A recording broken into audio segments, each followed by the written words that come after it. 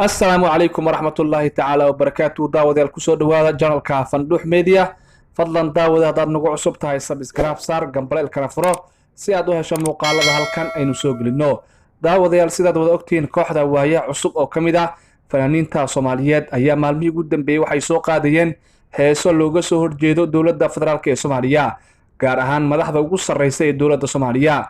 Kooxda ayaa iminka waxay soo saartay heeskii saddexaad oo lagu garbaashay ama lagu aflagaadeeyay madaxda qaranka sida madaxweynaha iyo ra'iisul wasaaraha iyo hoggaanka talada haya ee dalka. Heeskan ayaa kooxda Waayaha Cusub waxay ciwaan uga dhigeen abaal-laawe, waxayna ula jeedaan in madaxda dowladda Soomaaliya aysan wax abaal lahayn.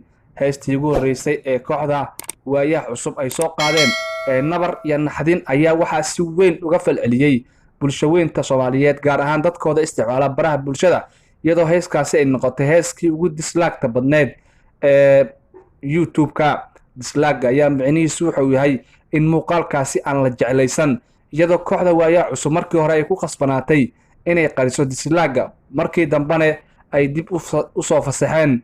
Kooxda Waayaha Cusub ayaa markan u muuqata inay loolan siyaasadeed ku jiraan, maadaama ay mar kasta aflagaadeynayaan madaxda ugu sarreysay ee dowladda Soomaaliya. Heeskan ayaa waxay channelkooda YouTube-ka ee Waayaha Cusub soo geliyeen heeska oo clip ah, waxaana ay sheegeen in dhowaan heeska oo dhammaystiran ay bartooda soo gelin doonaan.